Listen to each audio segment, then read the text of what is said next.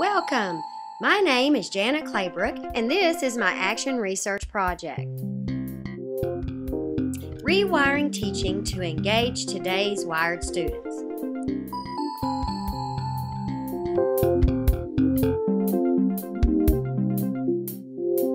The need began with the rolling out of the one-to-one student computers. That, paired with half of my faculty having 15+ years teaching experience, and the anticipation that the traditional teaching methods would fail to utilize these new and exciting student computers, got my brain turning. How can I provide appropriate training and rewire this faculty's teaching methods? So the planning began. The ADDIE model is a systematic instructional design model consisting of 5 phases. The first phase of this instructional design model consists of analysis. This phase is the most important. The designer identifies the learning problem, goals and objectives, the audience, the existing or background knowledge. In this phase, you also look at the learning environment and the delivery options, as well as a timeline. The second phase is the design phase. In this phase, you take your learning objectives and you begin the design process.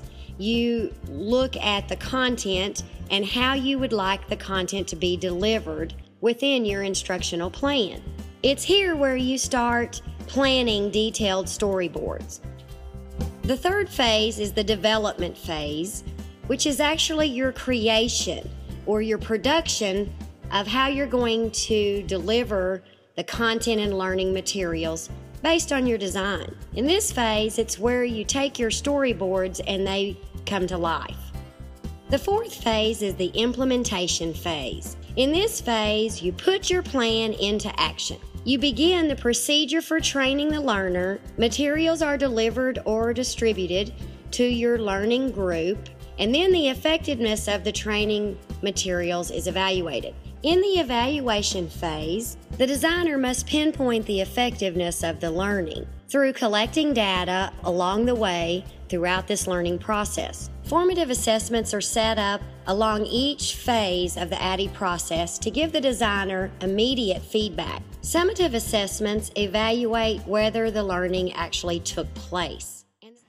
My action research began with these key components: collaborative PD, through conducting weekly job-embedded cluster meetings; technology implementation, through introducing Web 2.0 tools and instructional technology; and authentic learning, through the development of project-based learning units which implemented this new technology. As I began preparing for my teacher training, I used the teaching from the MLT course. After rethinking Gardner's multiple intelligences, I decided to use brain-based learning activities to design effective training sessions to stimulate all learning styles with my teachers. I gathered several of my full sail assignments and used them as examples of creative ways to utilize technology and hit all learning styles. Our collaborative meetings were held 46 minutes weekly, divided into 2 content area clusters: math science and literacy social studies. These teacher trainings focused on developing technical as well as methodological skills in order to restructure traditional teaching methods to become more wired.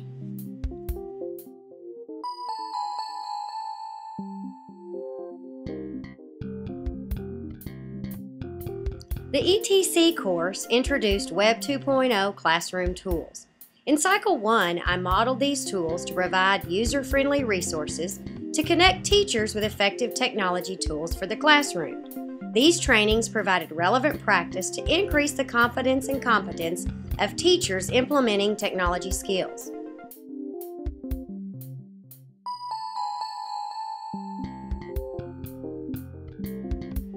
In the beginning, my teachers continued to use basic functional technology, but as their confidence grew, it motivated teachers to effectively use more technology in the classroom. They began sharing new ideas and researching on their own new ways to utilize our one-to-one student computers. Also, teachers began planning lessons that engage students in compelling and challenging work using technology. Cluster minutes documented 100% attendance, and 96% of the teachers brought in student samples connecting technology within their content areas. So the rewiring continues.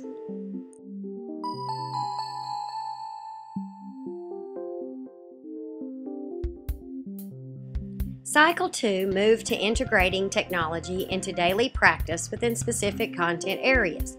The development of project-based learning increased the level of student engagement as they created solutions to challenges using technology. Teachers planned lessons collaboratively and shared effective ways to deepen student thinking. Revised teaching methods help students to engage with technology and focus on applications associated with critical thinking, communication, collaboration, and creativity. The students connected more with the teaching methods that further engaged their learning processes. During both of my AR cycles, my teachers received professional development and improved their ability to integrate curriculum embedded with technology. This professional development proved to build confidence and competence in the integration of technology in the classroom. This new technology provided opportunities for authentic learning experiences.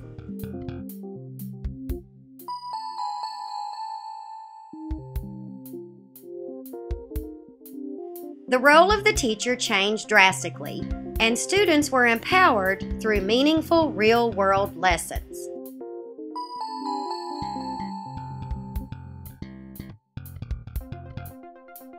In Cycle 1, teachers were introduced to new technology and provided training to increase their content knowledge and competence in using it. In Cycle 2, teachers were asked to incorporate it into daily activities and lessons, engaging students to think at higher levels.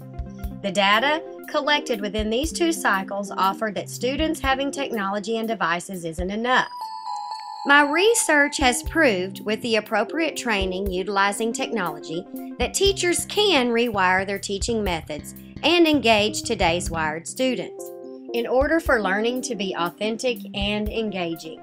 The EMDT program at Full Sail University has developed my technological skills and prepared me for lifelong learning. What does the future hold for my action research project?